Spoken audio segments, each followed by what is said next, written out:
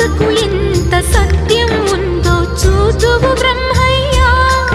నీ సాక్ష్యం ఎంత విలువైందో ఓ అగ్ని చూడయ్యా.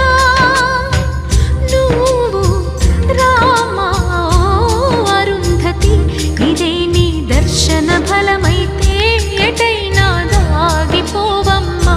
నిజంగా పెళ్ళికి బలముంటే సూటిగా ఇటు దిగి రావమ్మా.